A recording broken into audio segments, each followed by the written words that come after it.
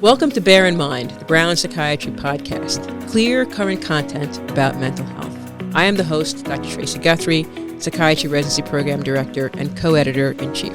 And I'm Dr. Camila, Cosmo, Psychiatrist and Co-Editor-in-Chief.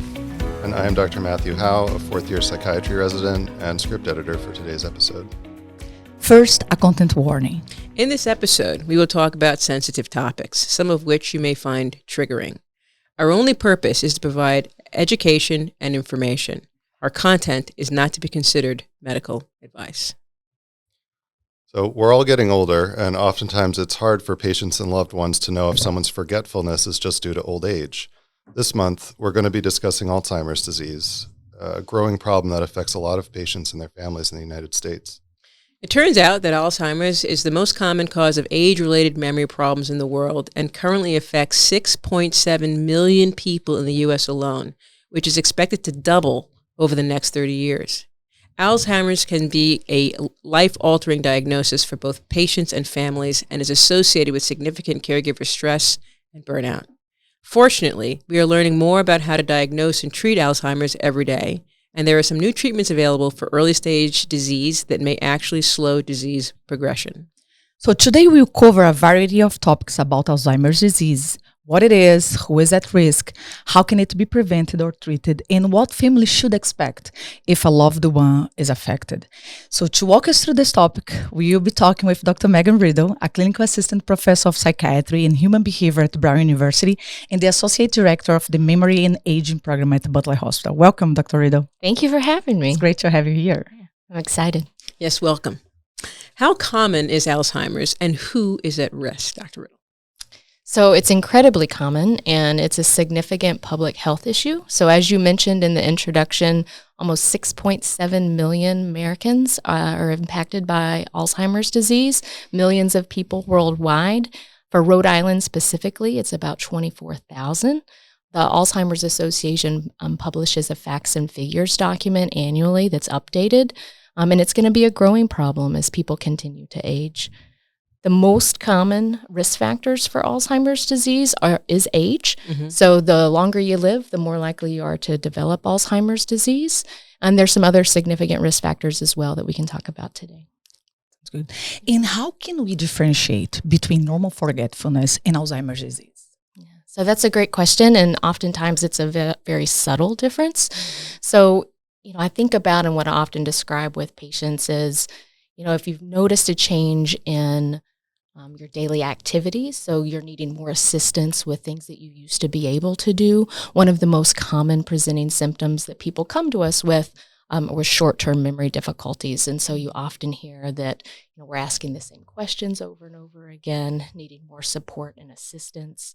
But if you have any concerns, it's really important to be evaluated and bring those to your primary care provider so you can have a more thorough evaluation. Because oftentimes what is associated with potential normal aging may actually be an early Alzheimer's dementia process.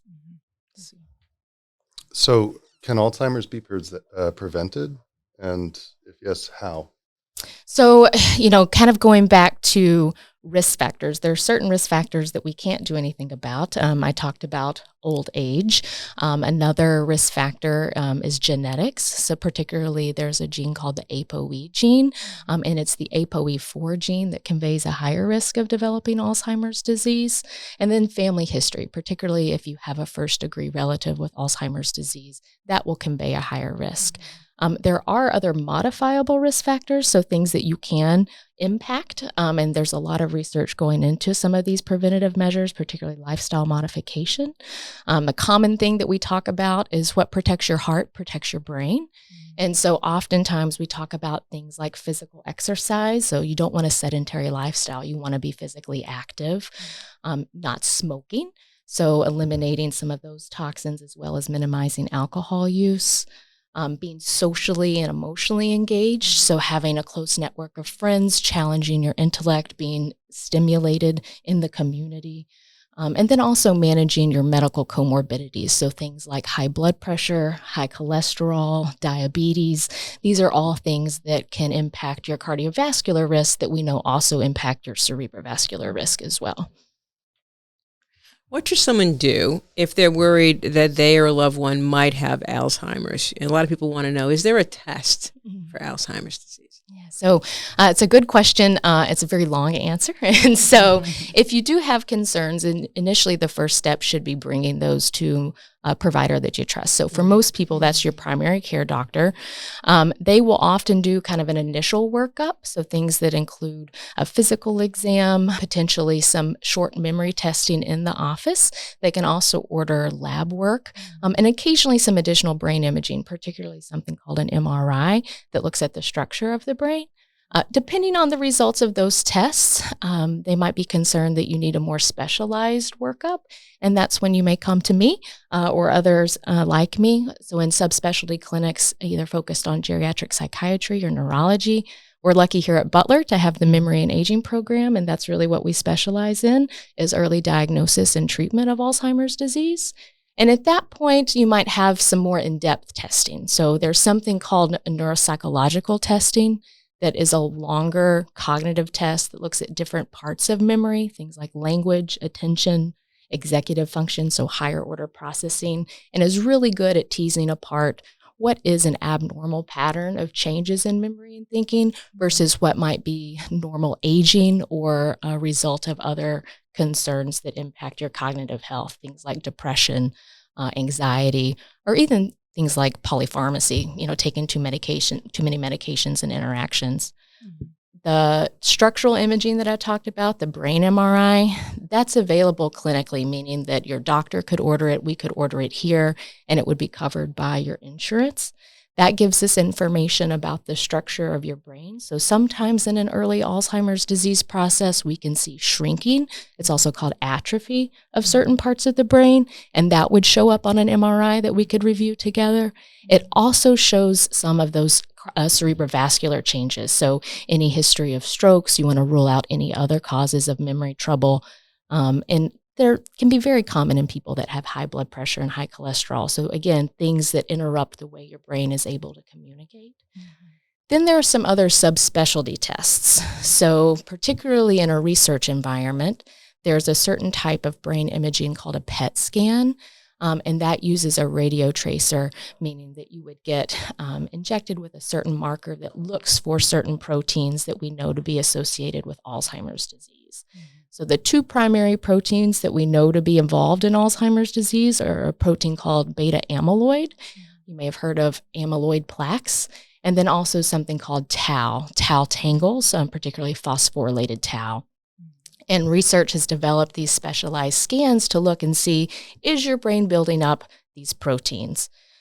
That's important because mild changes in memory can be caused by multiple different factors, but we're actually now able to look and see, is somebody developing these abnormal proteins years before they develop any cognitive symptoms, which is a fascinating change in diagnosis and workup and something that's happened even since I've become a physician. It used to be that you wouldn't know if somebody had Alzheimer's disease until after they passed away, and you were able to actually look at their brain.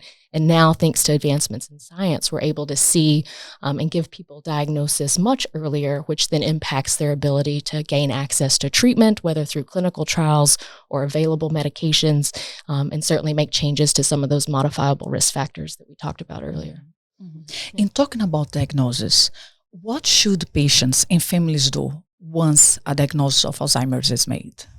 So, again, that kind of goes back to the changing landscape and when the diagnosis is made.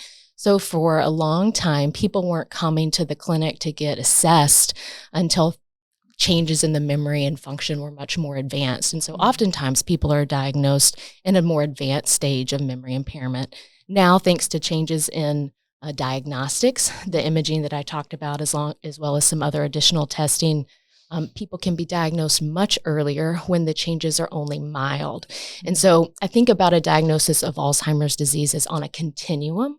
So you can have a period of time where you know, if you're involved in research, that you're building up these amyloid plaques or tau tangles, but you may not have any impairment at all.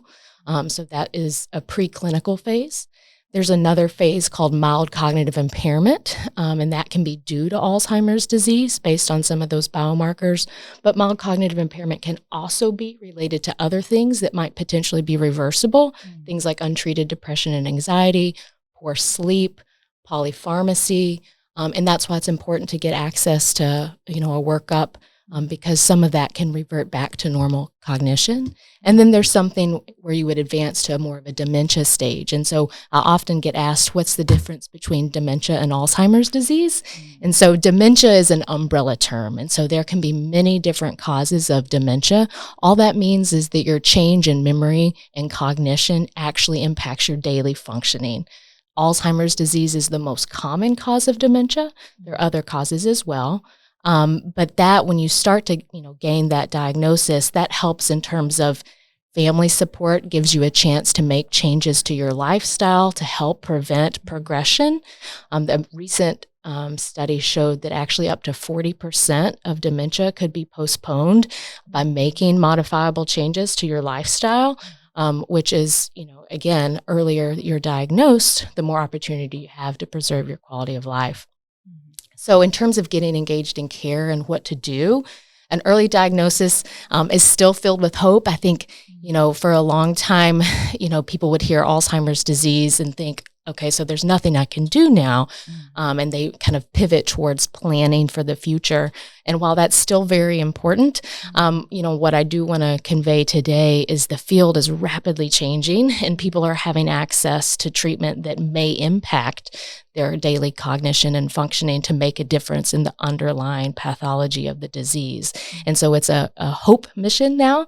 We are on the brink of quite a bit of new discovery, and I think will only continue to grow. Yeah, it's very exciting. And I'm sure a lot of folks would like to know what types of treatments are becoming available now and how can someone access these new treatments? Sure. So, the FDA has approved several different types of treatments. I would say we can talk about some that are most recent approved that work on the underlying biology, but things that have been around longer are things called donepezil or rivastigmine. There's also a medication called galantamine. And they're a family of medications that really target symptoms of Alzheimer's disease. So they don't do anything to change the underlying pathology or, unfortunately, the progression of the disease, but they do target symptoms. And they do that by increasing the amount of a neurotransmitter. So basically a chemical in the brain that can help with memory and thinking. Those are readily available. They've been around and approved by the FDA for several years. There's another medication called memantine. It's also called Namenda. That's for a more advanced stage of dementia. Again, that doesn't change or impact the underlying pathophysiology or the course of the disease, but it can help with symptom management. And then the latest change is that the FDA has actually approved 2 different medications through a process called a fast track, meaning that they've, deemed that these new medications can provide a reasonable clinical benefit through kind of a fast process. And those actually do target the underlying pathophysiology, particularly targeting amyloid. So amyloid is one of those proteins I mentioned that starts to accumulate years before you develop symptoms.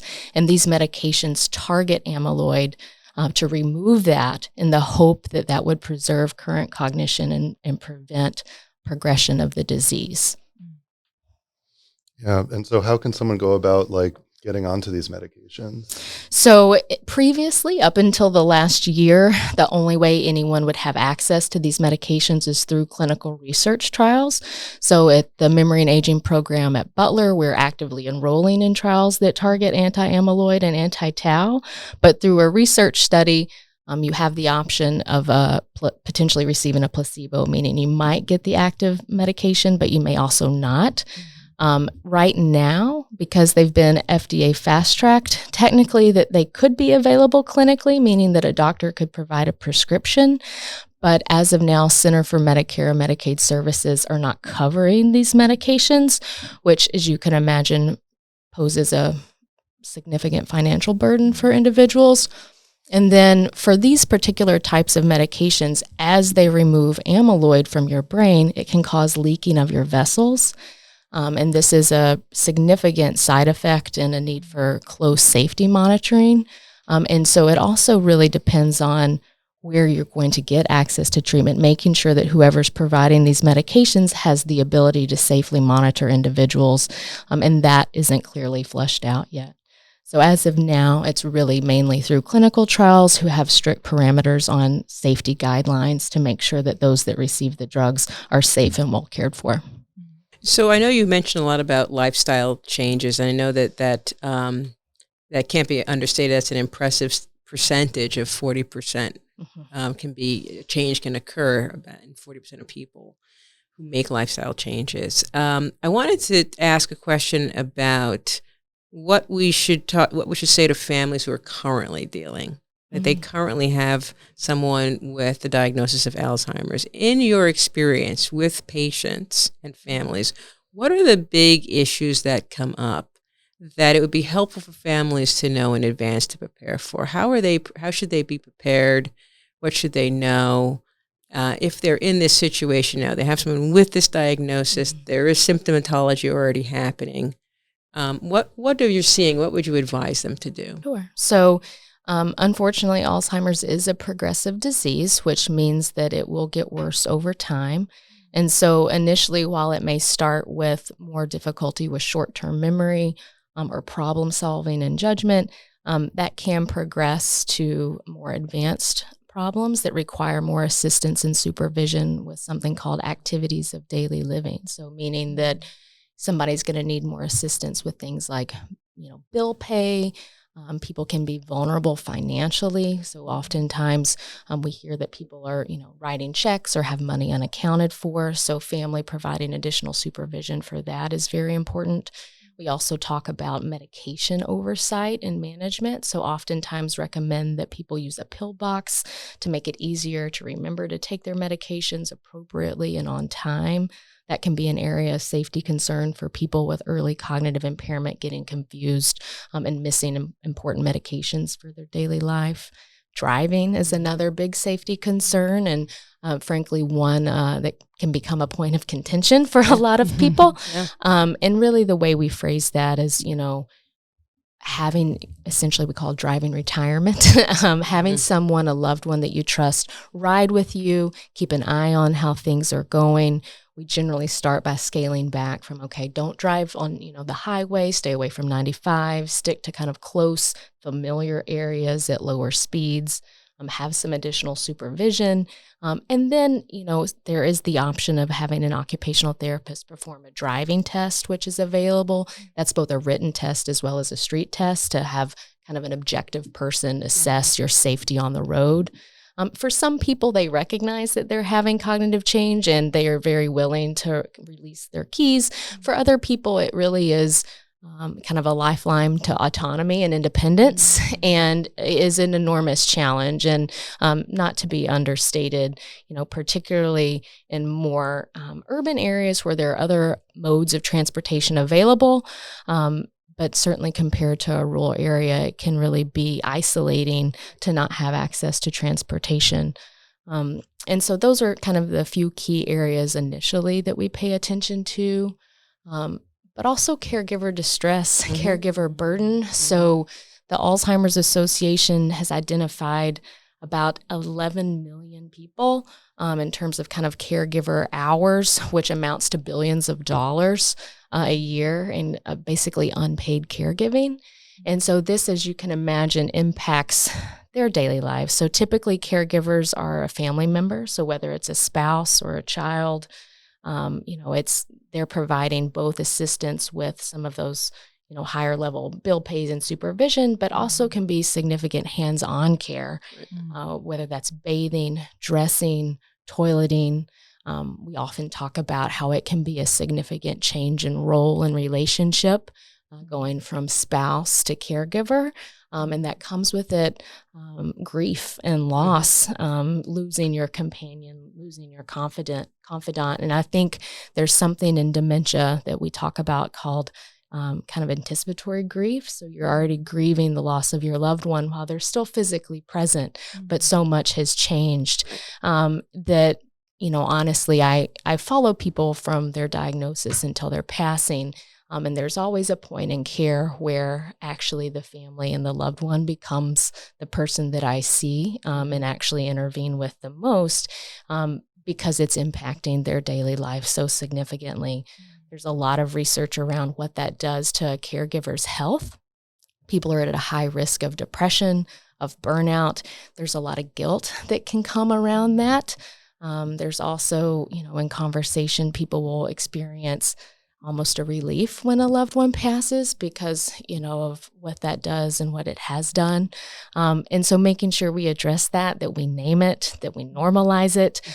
These are all reactions that are common and that everyone's struggling with in kind of a different point in time. It impacts their finances. So you can imagine the amount of hours that people are not able to go to work because their loved ones require supervision. For some people that have flexible jobs, that's not a problem. But for most people, it is a significant issue. They only have so many unpaid days. They can't leave work or they lose their job. And so you're running into the public health problem of someone who really needs 24/7 supervision at home by themselves. And people really do the best they can with what they have. We've gotten creative in terms of trying to set up home cameras, putting locks on the door to prevent wandering. Their Alzheimer's Association offers an opportunity for identification bracelets. If someone were to get lost, it very clearly states who they are, that they have Alzheimer's disease. I previously worked and trained in Tennessee, and misidentification was a significant problem because people had so much greater access to guns. And so what we talk about a lot around safety is access to weapons and guns, because a part of later illness is they may not recognize other people. They think that their loved ones are actually intruders. Natural response to that is kind of that fight or flight. And when people have access to weapons, there have been instances where people have taken a shot at their loved ones, not recognizing who they are, thinking that they're defending themselves. And unfortunately, there have been instances of police violence and even, neighbor violence on, when somebody doesn't recognize their home, might be misidentified as an intruder into somebody else's home. And so there's a significant risk there that we, try to address and talk about very proactively. Are there any online resources, Dr. Riddle, available for caregivers? I cannot emphasize enough how helpful the Alzheimer's Association is. They have a wonderful website that has a Rhode Island chapter of resources.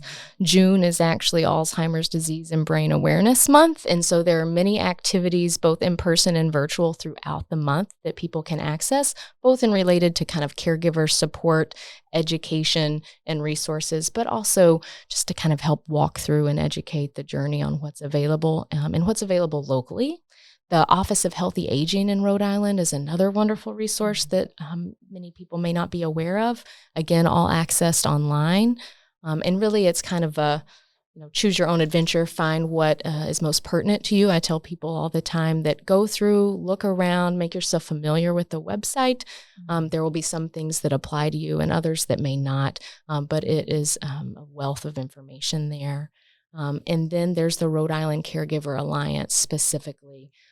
That has support for those that are caring for loved ones in Rhode Island.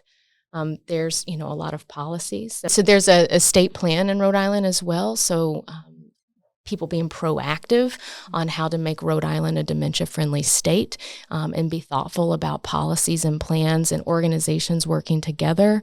I'm part of an advisory board that brings some of these organizations together, and we meet monthly with the Rhode Island Department of Health, again, to have resources that are available and accessible. Oftentimes, as a physician, I'm not as familiar with what is available from some of these other support services, and it helps keep us all on the same page and relationships growing and evolving so that we can make sure that our patients are aware of what's out there as we expand our own knowledge. So you mentioned about some diagnostic tests that are available through research studies, and also we know that there are many drugs being investigated right now. So how does someone get into a clinical trial for Alzheimer's?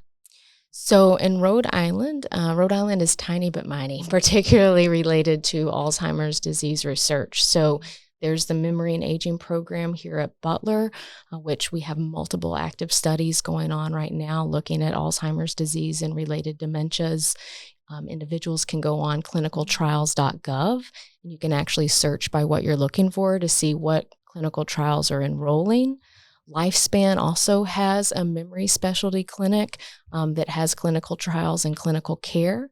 There's also a place called Rhode Island Mood and Memory that does different research trials related to Alzheimer's disease.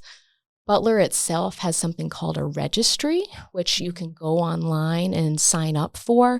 It asks some basic demographic questions about yourself, and basically makes it where if there's a study that you might qualify for or be interested, states that you're willing to kind of receive information about that. Great. And any national platform that people can access to find like trials that are going on besides clinicaltrials.gov? Is there any like through the Alzheimer's Association or in additional information? So Alzheimer's Association, you can basically search by zip code and it tells you, what's going on there. It can connect you with support groups, connect you with, other clinical chapters.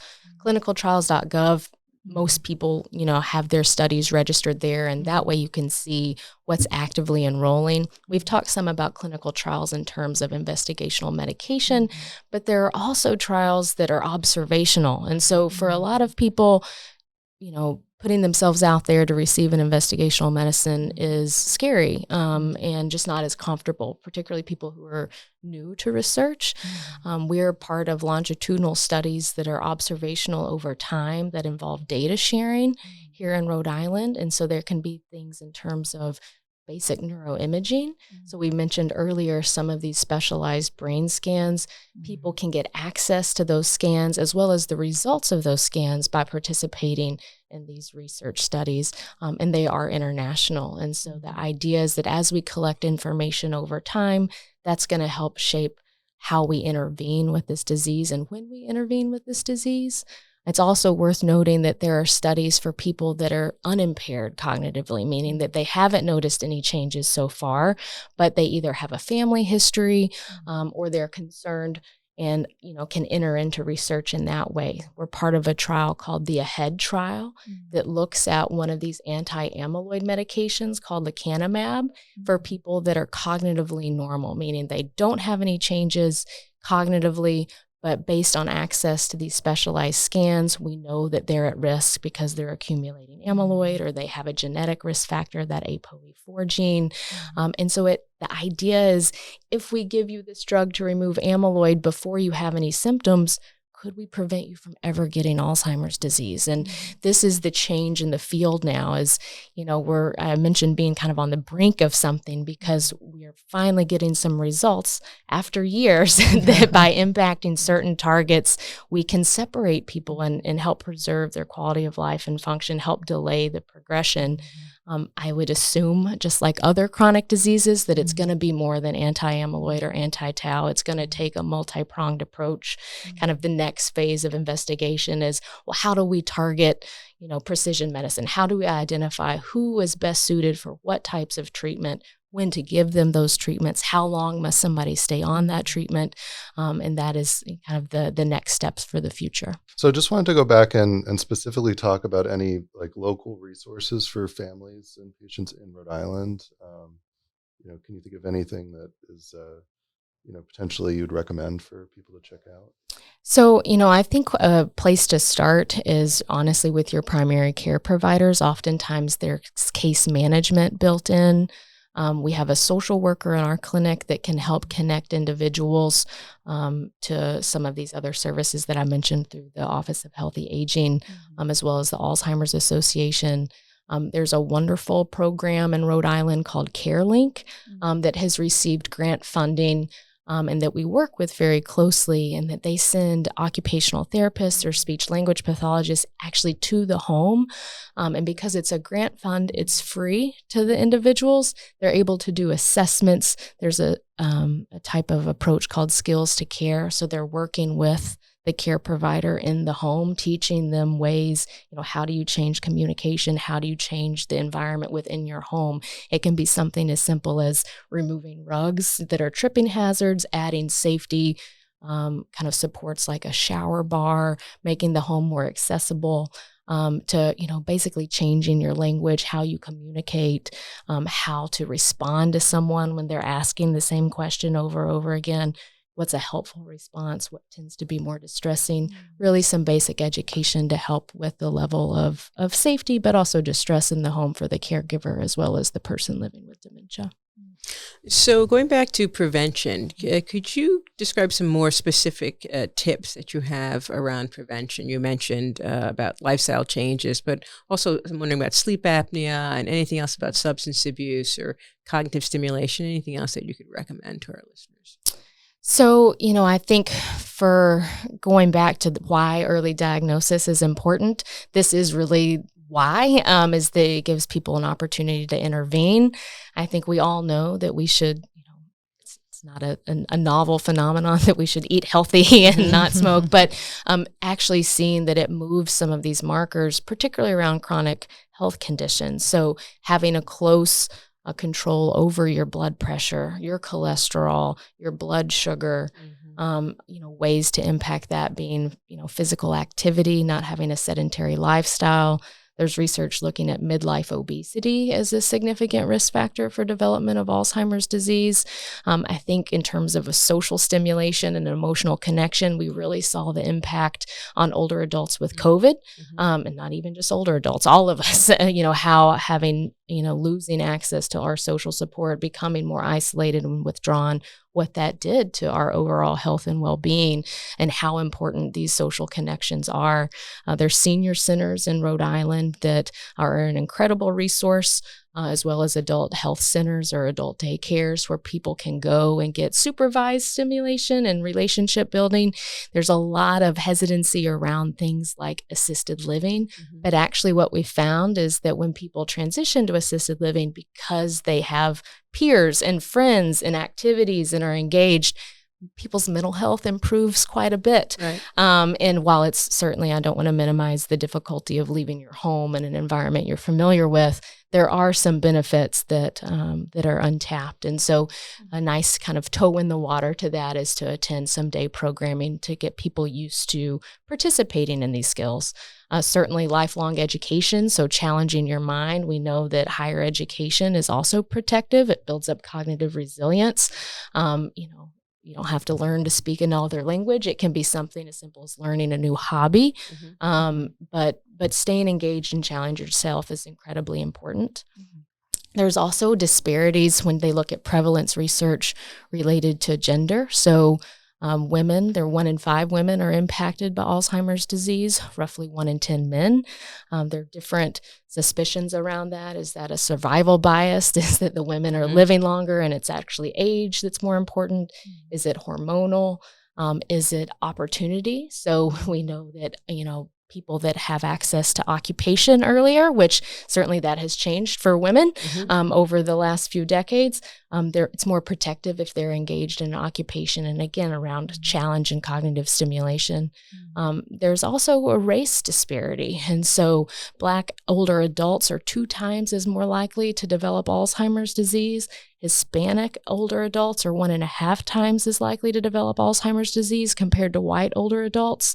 And again, I think it goes back to social disparities and, exposure to stress, appropriate access to diet and health, appropriate access to health care and management of these chronic health conditions.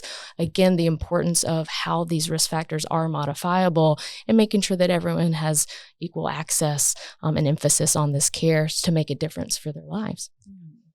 So one of our goals with this podcast is to provide information, access to care, as we understand how challenging this is. So I'm wondering if you could talk a little bit more about what are some barriers to accessing care and how to overcome them.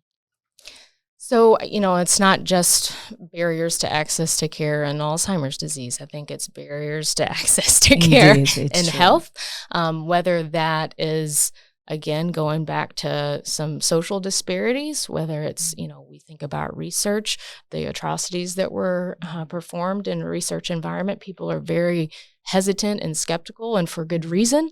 I think there's a level of trust that needs to be built and established.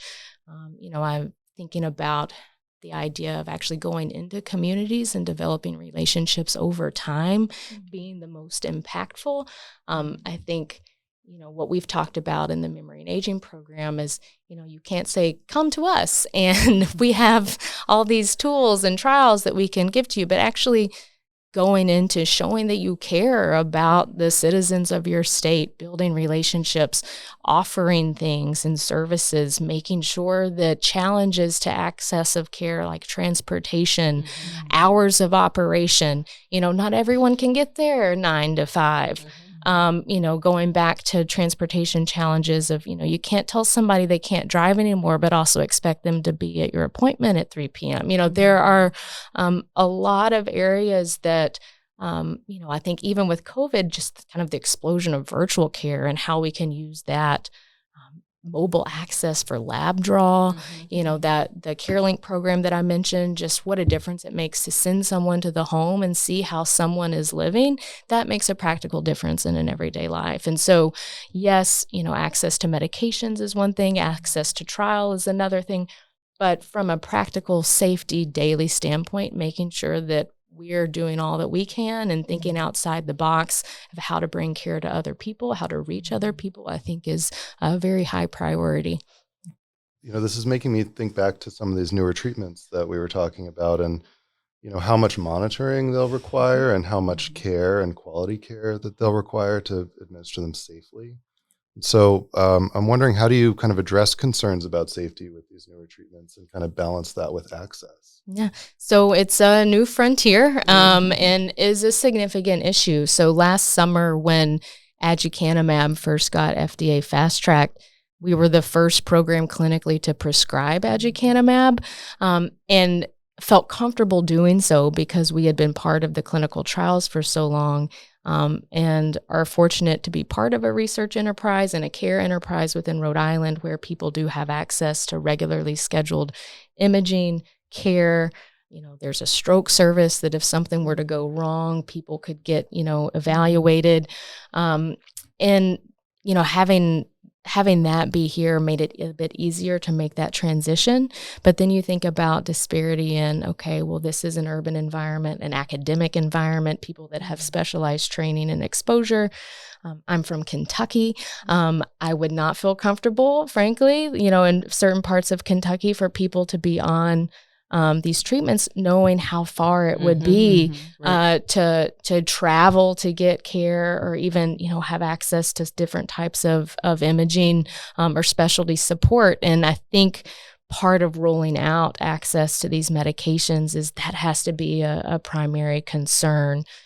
We haven't talked much in depth, but one of the primary side effects and safety concerns related to these anti-amyloid drugs are these fluid shifts. And so you can have brain swelling. It's also called edema related to these medications. You can also have small brain bleeds. And so you need quality and consistent care that's reliable with people that are familiar. Again, these are new treatments. Not everybody has had I wasn't exposed to these treatments when I was in training. So this is a new frontier, even for people who are on the front lines, and they've been controversial. So I think there's a significant conversation around balancing risk versus benefit. And yes, it's an incredible achievement to actually move the needle on cognition and function using these medications, but is that enough to warrant putting certain individuals at risk? And how do you identify who's appropriate to receive these medications and minimize that risk for a chance of benefit? And there's also just the ethical overlay of people with Alzheimer's disease know that it's progressive, know that it's terminal, and you're dealing with a population that can become desperate, and you want to make sure that you balance your first do no harm, making sure that there's equitable access, but not taking advantage of somebody's willingness to take more risk for the potential of a small benefit. And so we have a lot of conversations as a team. These decisions are not made in silos, but for a lot of our patients, we've known them for a long time. And what we ran into with kind of the advent of these medications is, what's the cutoff? Like, what are the requirements for someone to safely receive these medicines earlier on in the illness? and how difficult it is to tell someone that unfortunately their disease is too advanced and we don't know enough about the risk or the potential benefit. Those are hard conversations to have. On top of just the financial inequity around if they're not covered by CMS, are we going to have drugs that are only available to people who can afford them? Right. And that is another area of significant concern and ethical responsibility, and one that will continue to come up. So this summer is, and just over the next few weeks, is going to be another wave of information coming through. So lecanemab applied for traditional FDA approval. So before now, there's not been a medication that received traditional FDA approval that CMS does not cover. And so thinking about what are the qualifications, who are they going to identify as those appropriate to receive treatment? Are they going to cover it? Are they going to change the requirements for individuals to receive that medicine? And then for individual providers and healthcare systems, are people going to prescribe it? Do people feel comfortable in their own ability to safely monitor and care for individuals? And these are questions that we're all going to face over the next few months, both from an exciting standpoint, and that we actually have an opportunity to provide some of this treatment, but also you want to balance that with doing it the appropriate way. So you just mentioned about the controversial aspects that came up when aducanumab was approved. How do you address that in your office? How do you discuss benefits with your patients? So for aducanumab specifically, our office was part of several of the clinical trials leading up to its approval. So we have had years of experience. I say we because it is a large team of individuals that participate in these trials and in our clinic. So we were comfortable with the use of that medication, and we're familiar with the data. Participants and individuals in Rhode Island helped contribute to that data. And a lot of the conversation were ongoing conversations. So people that were familiar either with the study or had been with us, for years. We really just answered the question directly with the information that we have, with the caveat that it's continuing to evolve. And so the controversy for aducanumab was that it was FDA fast-tracked based on kind of this essential kind of reasonable likelihood to benefit a group of people that didn't have other options. But the research wasn't so obvious. So there was a study that really showed no separation or no improvement with individuals on aducanumab in terms of their cognitive function. And then another study showed that it was helpful. And so, we were very frank about that, is that, these are the risks that we know of receiving the medication, the amyloid-related imaging abnormalities being of most concern. A way to mitigate that risk and have a more informed discussion about that risk is through the ApoE genotyping. So we know because of research that if someone is an ApoE4 carrier, they're more likely to develop this side effect with aducanumab and other anti-amyloid drugs like it. And so actually part of our clinical management, again, because we're fortunate enough to be have access to research, we're able to clinically swab and everyone receive their genotype so they can make the most informed decision for themselves based on their risk. And so that was something that we required, is that everyone know their genotype and have access to their genotype. The reason that's important is ApoE genotyping is not clinically available, is not commercially available. So I couldn't order that test for insurance to cover for everyone. We had access to it. And so part of kind of the ongoing conversation of how to roll this out safely was working with the FDA and saying, okay, well, we actually feel that this should be required. This is something that should be considered if we're going to prescribe this, because we know that it matters and it plays a part into people being able to balance the risk of these significant symptoms to help make their decision. And so that was part of our conversation, as well as the fact that we just didn't know. And so Center for Medicaid and Medicare Services required that if people wanted to receive aducanumab, that it be through a clinical trial to continue to gather information, because it was not definitive, with the idea of being that as we learn more over time, we can help add to the information on, does the potential risk of developing these side effects outweigh or not the potential benefit, and what is that benefit? I think with lecanemab, its results coming out that showing the separation in cognition and function, that actually people on lecanemab separated. They did better. They preserved what they had compared to those who were not receiving it. It was not controversial, and the data supported that. But what the questions that kind of arose from that are, well, what does that mean? Because in a research study, we're using a secondary measure. So we're using a test that, as the kind of the endpoint, basically to distill what someone's daily life and functioning is. So what does it mean if somebody's 30% better on this test than those who are not, from a practical standpoint? Is that 6 more months of their current quality of life? How do we measure that? How do we explain that to a family? And again, it's unclear. These are kind of moving targets, ongoing, evolving conversations. And, my general rule of thumb, the way that I practice, is to have those conversations out loud and be very honest about what we don't know, what we're trying to learn more about, and that sometimes there isn't a clear answer. Most of the time, it's kind of in the vague gray, but that these are decisions that are made together, and as more information comes to light, that can continue to inform what we do, and we can always change. We can always change course and pivot based on what we learn and what we know. Are there any books about Alzheimer's that you would recommend and that you find to be helpful for patients and caregivers? It's a good question. There's a book called The 36-Hour Day that most people have heard about and talked about, and for good reason. I do this with trainees as well. Is if I'm going to recommend something to read, I want it to be understandable, accessible, and practical. Otherwise, people aren't going to finish it. You're not going to glean anything from it. And that is something that I think is very easy to, depending on where you are in the journey, there's something that you can glean from that.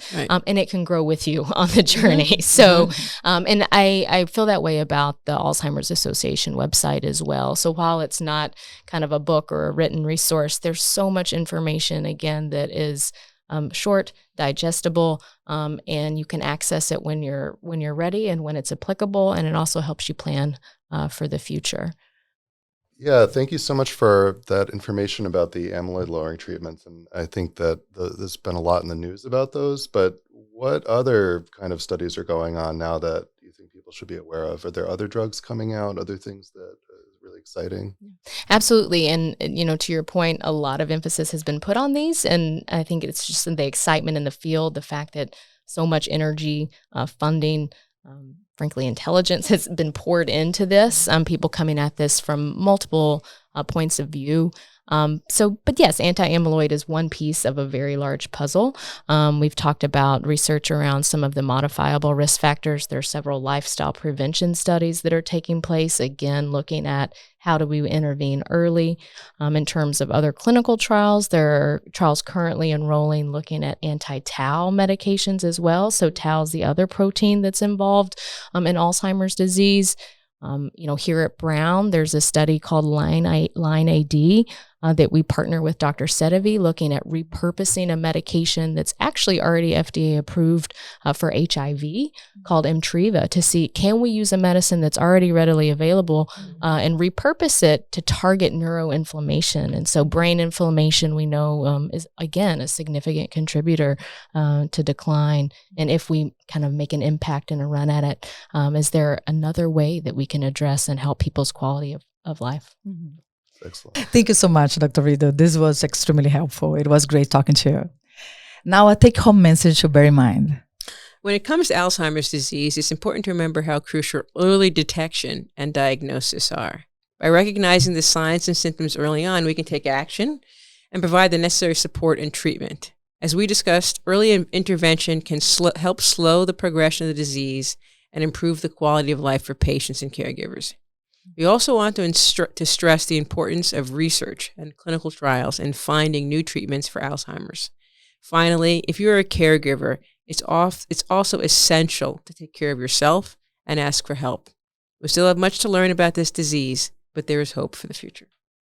And lastly, as Alzheimer's can often be associated with depression, anxiety, other mental health problems, if you or someone you know is having suicidal thoughts, please contact the Suicide and Crisis Lifeline. call or text 988 or access 988lifeline.org. The Lifeline is a 24-hour toll-free phone line for people in suicidal crisis or who are just emotionally overwhelmed. You can also go to the nearest emergency room and ask for help. The Alzheimer's Association also has a 24/7 hotline for patients and families needing support. The number for them is 800-272-3900. And for more information on clinical trials, you can contact the Butler Hospital Memory and Aging Program Outreach Team at 401-455-6402. Thank you for listening to our podcast. For more information related content, please check out our Instagram, Facebook, and YouTube channels. Bear in mind the Brown Psychiatry Podcast. Thank you.